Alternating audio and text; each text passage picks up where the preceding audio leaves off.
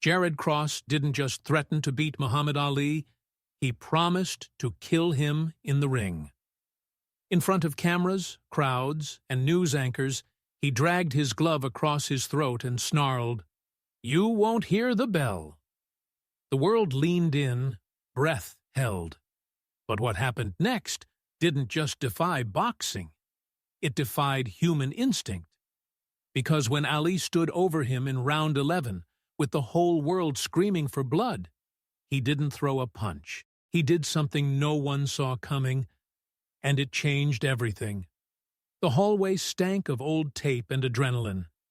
Ali pressed his hand against the locker room wall, sweat already pooling in the small of his back. The Vegas heat didn't get this deep, this still.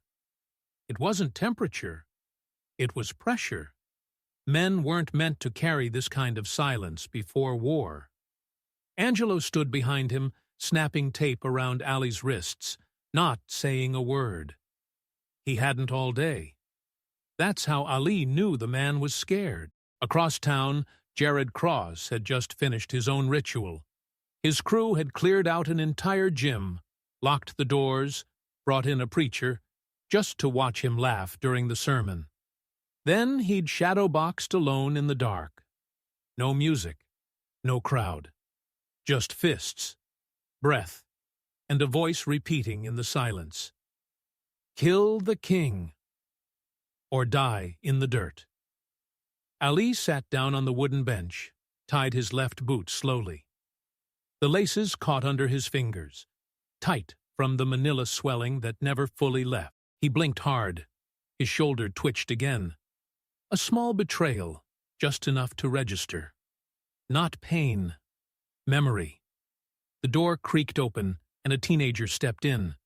Press badge clipped to a sweater too big for his neck. "They're setting up now." Cross walked through the crowd, didn't blink, posed with a woman's baby, and then said, "On mic, Ali dies tonight. Let Allah save him." Ali looked up. He said it with the baby in his arms? The kid nodded, swallowed hard. Camera caught it all. "It's everywhere now." Ali stood, walked to the mirror, rubbed his beard once, then again. "That's not about me." "What do you mean?" the boy asked. "That's a man who don't believe what he's saying. He's begging someone to make him believe it." In the press lounge, 3 hours earlier, Jared had kicked over the mic stand after being asked about Ali's legacy. He smirked, looked directly into the lens, and sliced his thumb across his throat. "You pray. I pray, and you won't leave breathing." When the footage aired on the casino's giant screens, a woman fainted. An old man clapped. Lines formed around every bar in the building. People love certainty, even violent certainty. And Jared's eyes didn't waver when he made the cut. Backstage, the prayer rug was already unrolled. Ali didn't kneel immediately. He stood above it, toes against the edge, eyes closed. He could still hear the clatter of forks from a morning breakfast 3 days ago, when a waitress whispered, "Don't let him humiliate your name, champ." He remembered the way she said, "humiliate," like it was a rope pulling tight around her throat. Then he knelt, touched his forehead to the fabric. 1 breath. 2. Stillness. Angelo didn't interrupt, not this close to the walk. Outside, the announcer's voice cracked over the speakers. Jared's name boomed, and the arena shook, but not from applause, from noise, from the collapse of 1,000 people trying to outscream each other. Some loved Jared. Most wanted to see Ali tested. Everyone wanted blood. Ali rose from prayer slowly, tied his robe. The satin clung to him, damp at the spine. He moved to the doorway, and that's when the first interruption came. A janitor, old, stooped, gray whiskers under a visor, stepped into his path. "Don't trust the tapes. I seen 'em. Cross's gloves. They wrapped 'em themselves. Not regulation." Angelo stiffened. "What?" Extra weight. Maybe metal. I saw it in '68 in Philly. Same trick. Broke a kid's jaw. Ali didn't flinch. Let it be. Let it be? Angelo barked. They're loading bombs into his fists, and you want to let it be? Ali stared ahead, into the dark hallway that led to the light. He's carrying enough weight already. The walk to the ring was long, not in distance, in heartbeat. Ali could hear the sound of his own blood behind the chants, behind the fireworks on screen, behind the neon flicker. The canvas was waiting. And Jared Cross was already standing inside it, like a soldier at the gallows, daring the rope to break. A man in a blazer held Ali at the ropes. We need your response, champ. Cameras live. Ali leaned into the mic. I came to fight. But I don't hate. I don't kill. I show you the difference. Somewhere, deep in the building, someone laughed. Ali stepped through the ropes. Cross didn't blink, just smiled. And then, again, he dragged his glove across his throat. Slow. This time he mouthed it. You won't leave. Ali stood there, gaze steady. His fists didn't twitch. His breath didn't change. The bell rang, and the first step forward felt like walking into a burning house. The canvas was tacky under Ali's soles. Not fresh, not soft. Worn from the undercards, from the sweat and spit of younger, hungrier men. But none of that remained now, just the echo of it, like the smell of a church after a funeral. Jared didn't dance. He charged. First round, no measuring, just raw meat and rage. A looping hook, a right cross with no break. Ali raised his arms, slipped left, caught the wind of it across his ear. The crowd roared, not because it landed, but because they wanted it to. Jared kept coming. 3 more blows, 2 of them grazing, 1 digging into Ali's hip. There was no rhythm, no calculation, just war drums from a man who didn't want to win rounds. He wanted to shake something loose. In the clinch, Ali smelled menthol and blood. Jared leaned in, teeth grit. Say his name now. See what good it does. Ali didn't answer. He slid out, tapped Jared with a jab. Not hard, not punishing. Just reminder, I'm still here. The bell rang, first round over. Angelo pressed a cold towel to Ali's back. He's throwing from the feet, no shoulder control. He'll gas. Ali stared across the ring. Jared was pacing, mouth open, head low, a man sprinting the first lap of a marathon. Angelo leaned close. He's trying to pull you into his storm. Ali didn't blink. I am the storm. Second round. Jared slowed. A little. But his eyes were still wild. Every punch came with a grunt, a curse, a tremble in the glove. And when Ali landed a body shot, short, hard, to the liver, Jared grinned. Grinned and said, Good. Now make it hurt. Ali's stomach turned. This wasn't bravado. This was a man looking to be punished. A man chasing something darker than a belt. By round 3, Ali had him figured. The left leg was heavy. Ankles rolled just a hair too wide. His left hook dropped a fraction early, exposing his temple. A younger Ali could have ended it there, but not tonight. Tonight, he waited. 4th round. 5th. The crowd grew louder, then restless, then confused. Because Ali wasn't finishing him. He was cutting him. Quietly. Not with power, but with time. Jared's breaths grew shorter. His footwork tangled. But still, he came. Still, he muttered, Come on, prophet. Show me the sky. In the 6th, Ali whispered, during a clinch, just 1 word. Why? Jared blinked. First time his eyes broke contact. Ali pressed. What are you really here for? Jared tried to pull away, but Ali held him, stronger than expected. I said, What's the name you can't say? And then Jared did something strange. He froze, just for a second, enough for Ali to feel the weight in his limbs shift. Then he shoved off, swung wildly, missed by a yard, and stumbled. The crowd felt it, that something had cracked. Angelo felt it too. "You've got him. Take him now." Ali shook his head.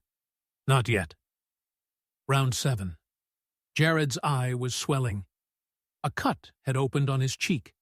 Blood mixed with spit at the corner of his mouth. But his fists still rose. He still walked forward. Ali circled, glided, flicked the jab. 1, 2, then slipped and dropped a short right that snapped Jared's head. It could have ended there, but Ali stepped back. Let him breathe. Jared spat blood. "You scared?" Ali answered, quiet as a prayer. "You already lost." The bell. Round over. Back in the corner, Angelo threw the towel on the floor. "He's not the same, champ. That last shot changed him. You want to teach a lesson? Do it with a K." Oh, Ali didn't answer. He stared into the other corner, where Jared sat slumped. Not broken, but unraveling. And then Ali saw it. The necklace, just beneath Jared's chest. A thin silver chain poking out from the robe. A pendant, small, shaped like a cross. Ali narrowed his eyes. He wore it under his shirt. "What?" Angelo asked. Ali kept staring. "That chain. He wore it his whole life, but only under. Tonight he brought it out." Angelo wiped his face. "And?" Ali leaned forward, voice low. "It means tonight he's ready to let go." The bell rang for round 8. Ali didn't move. Not right away. He stood, waited, and watched Jared rise. Slower now. Shoulders sagged, but still swinging. Still hoping for something. Maybe death. Maybe mercy. Maybe silence. Ali stepped forward, gloves raised, but not to kill. To witness. The 8th round began with something that felt more like grief than combat. Jared came forward, but the rhythm was gone. His fists launched like memories, clumsy, desperate, uneven. Ali blocked most of it, absorbed the rest, didn't flinch. He was no longer countering to hurt. He was guiding Jared's rage like a father lets a child wail, until the breath runs out. Every camera in the arena zoomed tighter. Producers whispered into headsets. "We're not getting what we planned. He's holding back." But what Ali was doing wasn't retreat. It was something else. In the center of the ring, as Jared lunged and stumbled, Ali tapped him, not punched, tapped, on the cheek. Once, then again, not to score, to awaken. Jared snarled, swung wide. Ali ducked, came up beside him and whispered again. "What did he take from you?" Jared froze. Glove raised midair, breathing ragged. Ali leaned close. What did he do? And that's when it snapped. Jared shoved him, hard. Not like a boxer. Like a man trying to erase someone. "You don't get to ask me that," he shouted. Loud enough for the front row to hear. Loud enough for the commentators to stammer. Ali stepped back. The referee paused, glanced toward the judges. "Let it go." Jared's face crumpled. Just for a second. Then he roared and charged again, fist cocked, legs dragging, all instinct, no aim. He clipped Ali's shoulder, glanced the temple. Ali pivoted, circled, watched the unravel continue. The crowd started chanting. Split now. Some for Ali, some for Jared, some just for blood. But Ali wasn't listening to any of them. He was listening to the breath in Jared's throat, the wet rasp, the stuttered rhythm, the sound of a man who had screamed inside too long. Back in the corner, at the bell, Angelo didn't speak. He just stared at Ali. Ali leaned forward. "He's not a killer. He's a witness." "To what?" Angelo asked. Ali looked past him. To something he couldn't stop. and now he wants someone to punish him for surviving it. The ninth round began in near silence. No one in the audience understood what was happening, but they could feel it, that something sacred was approaching, something awful and true. Jared walked to the center of the ring. His gloves hung heavy. His mouth hung open. His body wanted to keep going. His soul was begging for it to stop. Ali met him in the middle. No footwork, no dance, just presence. Jared swung. Ali slipped. Again. Jared swung. Ali caught it on his elbow. Then, with surgical grace, Ali jabbed once, clean, to the lip. Jared staggered back, blinking blood. Ali stepped forward, raised both gloves. The crowd stood. Everyone thought it was the finishing flurry, the one they came to see. The kill. But Ali didn't punch. He dropped his hands. Jared stared at him, confused, then furious. He screamed, wordless, charged forward. And Ali caught him, not with a glove, not with a hook, with his arms. Ali wrapped Jared into a clinch, held him, tight. Jared fought to pull away. Ali whispered, barely audible through the camera mics, "It wasn't your fault." Jared stiffened. Ali pressed his forehead to his. "I know what he did. I know what it cost you, and you don't have to carry it anymore." Jared stopped moving. The referee hesitated, then stepped in to break it. But Ali didn't let go, and Jared didn't try. He just stood there, held by the man he swore to kill, letting it wash over him. The bell rang, but no one moved. It took a full 10 seconds for the crowd to understand that round 9 was over, that it ended not with violence, but with truth. And as Jared walked back to his corner, he didn't raise his gloves. He removed the cross from his neck, kissed it once, and laid it on the stool. Ali didn't look away, because he knew. Round 10 was coming, but the real fight was already won. Round 10 began not with the clang of the bell, but with the absence of something expected. There was no burst, no fury, no return to savagery. Jared rose slowly from his stool, the blood dried in ridges along his cheek.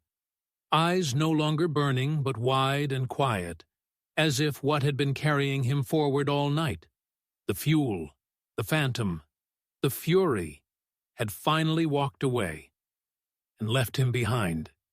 His trainer didn't speak, didn't touch him, just looked down, one hand resting on the discarded cross, like it was a confession left too late. Ali stood across the ring, his body loose, breathing even, gloves lifted not in aggression, but in acknowledgement, like he understood something was ending, but not the fight, not the show, something older, deeper, some war inside Jared that had played out, not across rounds, but across years.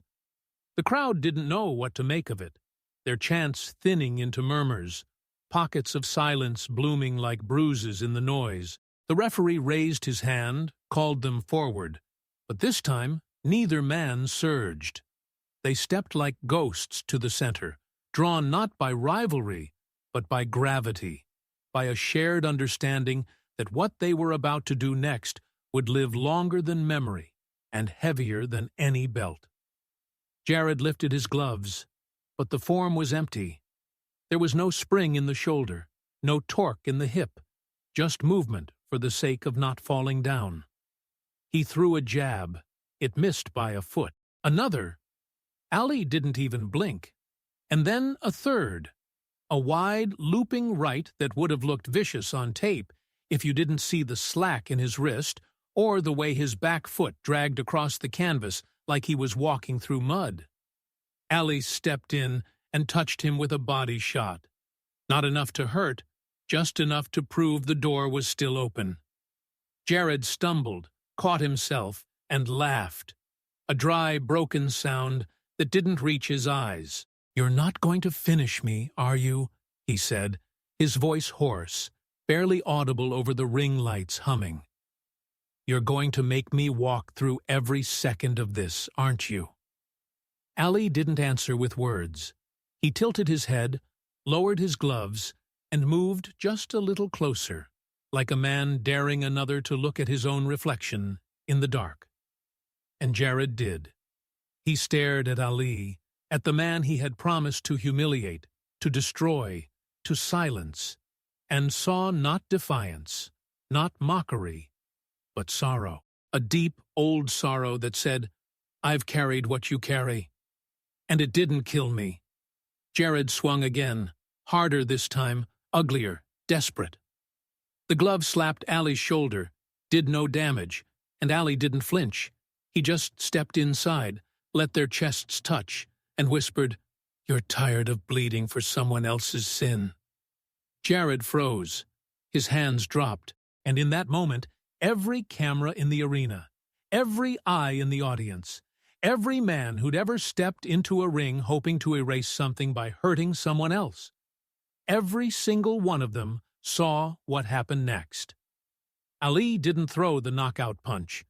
He didn't dance. He opened his arms. Jared fell into them, and for the briefest second, it looked like a clinch. But it wasn't. Jared's body folded, not from impact, but from release, and he gripped the back of Ali's robe like it was the only thing holding him up. The referee hesitated again, glancing toward the officials, unsure whether to separate them or let it happen. And then Jared wept. Not dramatically. Not for show. He wept the way a man weeps when the rage leaves, and all that's left is the boy underneath who never got to speak. Ali didn't move. He just stood there, holding him, breathing with him, a hand on the back of Jared's head like he was blessing him in silence. The crowd was dead quiet. Commentators didn't know what to say. No one threw anything. No one shouted. No one even took a picture. Because somewhere in that ring, something sacred had unfolded. Not a knockout, not a title win, but a moment of undeniable human grace that felt too fragile to interrupt. When the bell finally rang to end round 10, Jared took a step back, eyes bloodshot, hands lowered. He looked around the arena, not with the swagger of a fighter, but the clarity of a man who had come through something holy and terrible. Ali nodded to him once. Jared nodded back, and walked to his corner. Not because the round was over, but because, for the first time in years, he knew exactly where he was going. Round 11 began not with adrenaline, but with a silence so thick it felt like pressure on the chest. No music, no chants. Even the flashbulbs held back, as if the photographers knew that whatever was happening in that ring no longer fit in the frame of a headline. Jared didn't look at the crowd. He didn't acknowledge the cameras, his corner, or the streak of blood still drying at the corner of his mouth. He looked only at Ali, straight, unblinking, as if he were finally ready to meet the man without the armor of fury. Ali's chest rose and fell like waves on a calm ocean. His gloves were up, but not tight. His footwork was light, not floating like in his youth, but sure. Every movement placed with purpose, like someone who wasn't trying to win a fight, but trying to carry it across the finish line without breaking it. They met in the center again, and for the first time all night, Jared raised his gloves not out of pride or anger, but because he was a fighter, and fighters don't walk away until the bell says they can.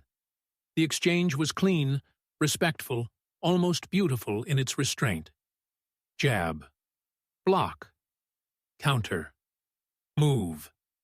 They circled each other like men who had nothing left to prove, but everything still to resolve. And for a few long, surreal moments, it became boxing again. Not war, not theater, but boxing, like it had been before the noise, before the blood, before the insults about faith and God and humiliation. Ali slipped a left, countered with a body shot that thudded just enough to say, "I'm here, I'm real." Jared nodded, took it, jabbed back with a crisp shot to the ribs, and for the first time all night, Ali smiled. Not wide, not performative. Just a slight, fleeting curve at the corner of his mouth, like a man recognizing the return of something honest. The audience didn't cheer. They watched, held their breath. Some of them leaned forward without realizing. It was no longer about sides. It was about witnessing something you don't often see. Two men, stripped of everything but themselves, offering each other not violence, but presence. Halfway through the round, Jared's legs buckled slightly, not from a punch, but from everything else. The weight of the crowd, the ghosts in his chest, the years of fighting with himself. Ali stepped forward, hand out, not to punch, but to steady him. Jared waved it off, straightened, and whispered, "Don't carry me. Let me walk this part." Ali nodded and backed off. They resumed. More punches, slower now, measured, like men reading each other's pain in the rhythm. There was no more showmanship, no rope-a-dope, no taunting. Only two tired men giving the world something it didn't ask for, but needed. Mercy inside violence, dignity inside destruction. At the 10-second clap, Jared let out a breath so long it shook his whole frame. He threw a right hook. Ali ducked, stepped back, landed a short left to the jaw. Not enough to drop him, but enough to remind him, "We're still here." The bell rang. Both men stayed where they were for a moment. Then slowly, they turned and walked to their corners. No one in the arena sat, because something about the silence in that round said, history isn't always loud. Sometimes it walks with bare feet. By the time round 12 arrived, everything unnecessary had melted away. The chants, the signs, the broadcasters fumbling for analogies, they were gone, or at least irrelevant. The arena felt like a cathedral now. Thousands of people, all watching in silence, as if some ancient rite was unfolding between two men who were no longer opponents in the traditional sense, but mirrors, each one holding something the other had tried to bury. Jared's shoulders sagged, but not from weakness. He was lighter now, like a man who'd carried a coffin for too long and finally set it down. His eyes were swollen, one nearly closed, but there was no hate in them anymore. Only recognition. Ali stood, gloves resting against his chest, his breathing steady, his body humming with the slow voltage of purpose. He knew the scorecards didn't matter. He knew the victory, if anyone would call it that, was already done. But he also knew the ritual had to be completed. The final round wasn't for the judges. It was for the soul. When the bell rang, they didn't charge. They walked. They approached one another like men stepping into memory, cautious, reverent. Jared feinted a jab, not to land it, but to feel the movement again. Ali responded with a flicker of his left, almost playful, almost like a spar between old friends. Then a brief sequence, hook, dodge, jab, clinch. Not brutal, not soft, honest. Ali leaned in, forehead to Jared's temple. "You're still standing," Jared whispered back. "So are you." Ali smiled. "That means something." They broke, moved again. The round was slow. Not from fatigue, though both were tired, but from intention.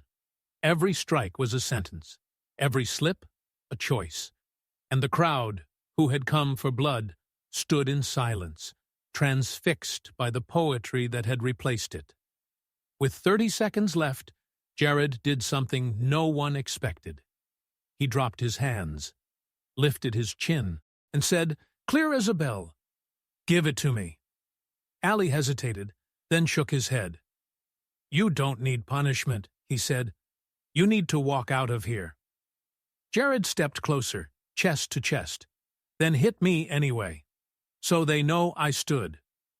Ali blinked, and then, with the cleanest, most deliberate right he'd thrown all night, he placed a shot on Jared's chin. Not a haymaker, not a knockout, a punctuation mark.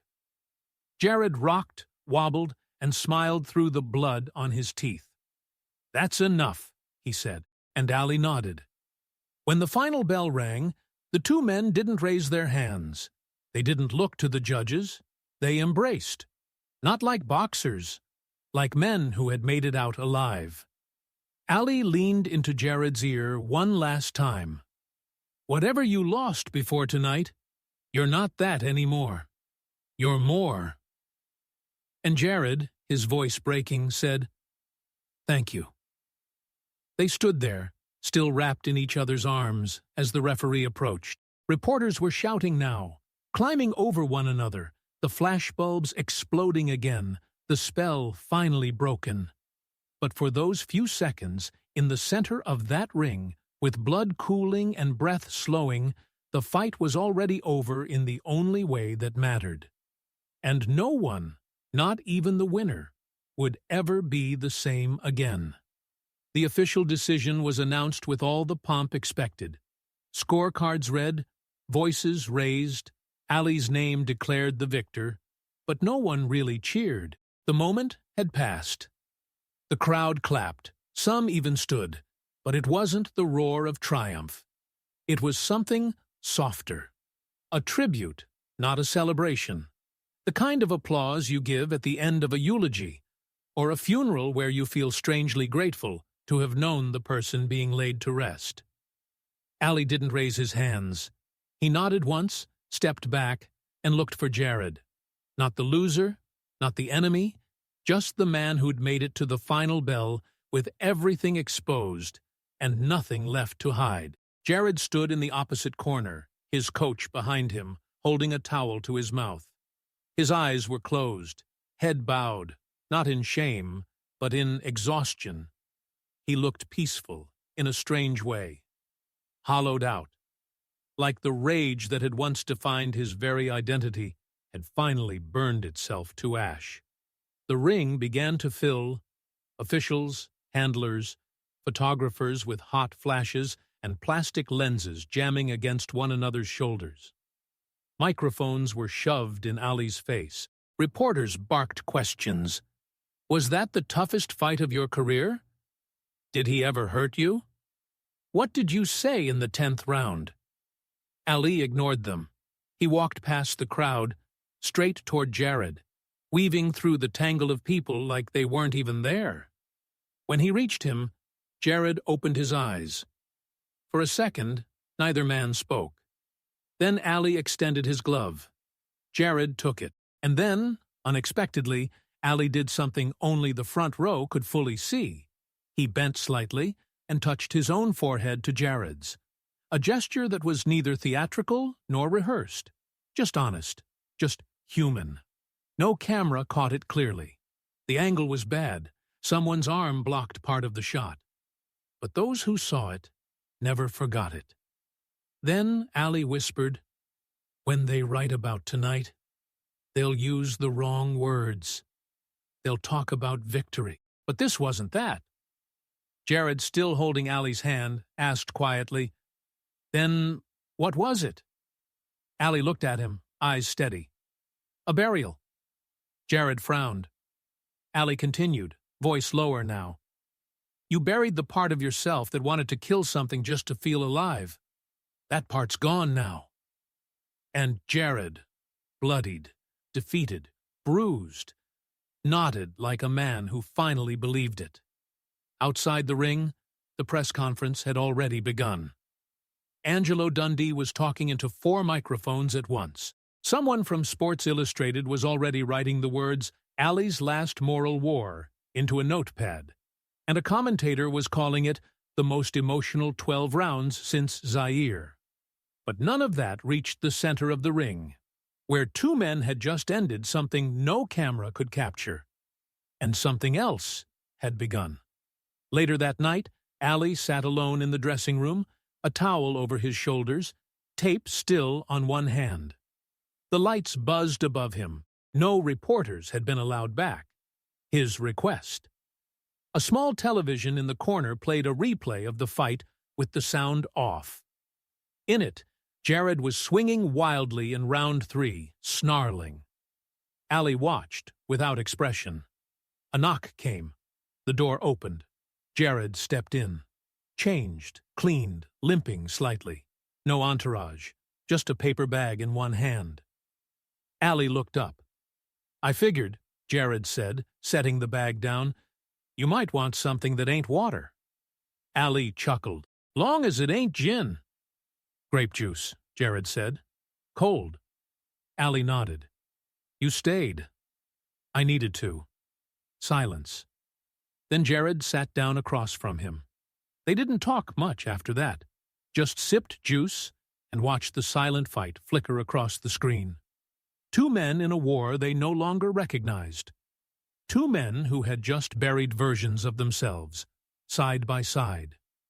And when the replay reached round 10, the round where Jared wept, both looked away. For different reasons. And the room was still. Outside the hotel that night, Las Vegas had resumed its theater. Sirens, slot machines, laughing drunks in feathered boas. The fight had already become legend on radio waves and newspaper headlines, exaggerated by men who hadn't seen a second of it live. One article read, "Ali silences the executioner." Another called it, "The night the devil lost his teeth." But the truth wasn't loud. It didn't echo in stadium walls or ring in post-fight interviews. The truth rode silently in the back seat of a black Lincoln Town car as Muhammad Ali stared out the window at his own reflection, bruised but unshaken. Jared Cross sat beside him, not a passenger, not a threat, not a fan, just another man with hands that had finally stopped shaking. Neither had spoken since leaving the arena. Ali broke the silence first. "You had a sister, right?" Jared didn't look over. "Yeah." "Still around?" "No," Jared said after a long pause. "Leukemia. Back when I was still amateur. She used to come to every match, though. Always told me not to fight angry." Ali nodded, eyes forward. "She was right." Jared laughed softly, bitterly. "Took me a while to hear her. Had to lose everything else first." The car passed a neon chapel. Two drunk kids kissed on the steps, swaying. A siren echoed behind them, then faded. It was all happening again. Vegas, life, the machine restarting. But in that car, time stayed flat. Ali spoke again, slower now. "People thought I hated men like you." Jared blinked. "Like me?" Ali turned his head, finally meeting his eyes. "Men who hate God hate peace. But I don't hate. I watch. I listen. And when I step in the ring, I don't fight a man. I fight what broke him." Jared exhaled. "And what broke me?" "You did," Ali said. "You broke yourself." They pulled up to the side entrance of the MGM. The driver stayed quiet. Ali opened the door, but didn't step out. He turned back. "You can keep boxing, or you can start living. But not both." Jared nodded. "You ever think it's too late to start over?" Ali smiled. Not with teeth, but with something heavier. "God don't count time like we do." Then he got out. The door shut, and Jared sat there alone in the back seat, the taste of grape juice still in his mouth, wondering how a man he tried to destroy had somehow become the first to forgive him without ever saying the word. The next morning, the newspaper front pages showed the usual. Ali's glove raised by the referee, Jared's face battered in the background. But what they didn't capture, what they couldn't, was the moment in round 12 when Jared lowered his hands, lifted his chin, and asked to be hit. Not because he wanted pain, but because he wanted proof that he could take it and still stand. No camera caught that for what it really was. A resurrection. Ali, later that week, would walk into a mosque in Chicago and leave a small envelope at the charity box. Inside was a photo, blurry, poorly lit, of him and Jared at the center of the ring, heads pressed together.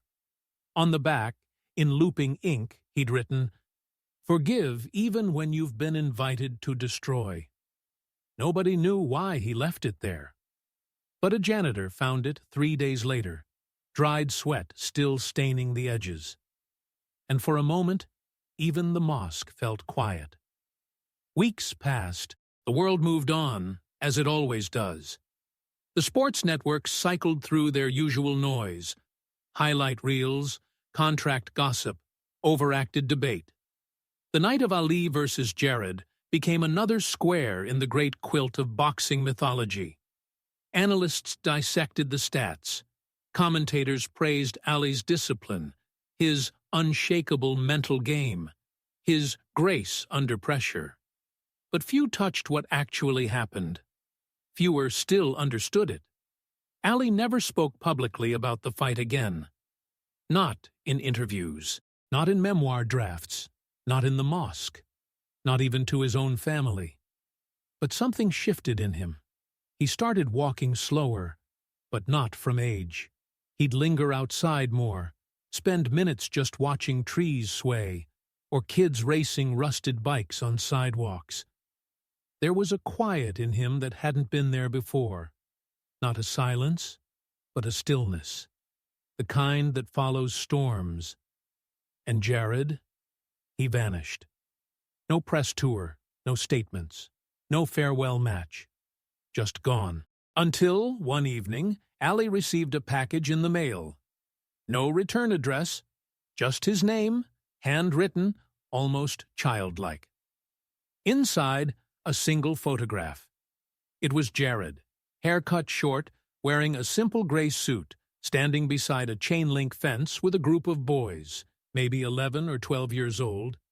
In his hands, mitts, boxing mitts, the kind you hold for someone else.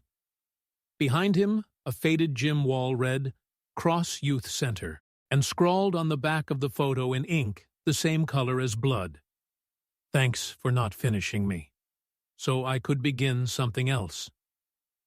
Ali stared at the photo for a long time, then placed it on his desk beside a framed shot of his daughters, a leather-bound Quran, and a wooden beaded tasbih, worn thin from years of use. That night, in bed, Lonnie asked, "What are you thinking about?" Ali answered without hesitation, "Redemption." She smiled, touched his hand. "Yours?" "No," he said. "His." And then he turned off the light. But long after sleep took her, he lay awake, eyes open in the dark, remembering not the punches, not the footwork, but the moment Jared dropped his hands and begged to be struck, not to fall, but to be seen.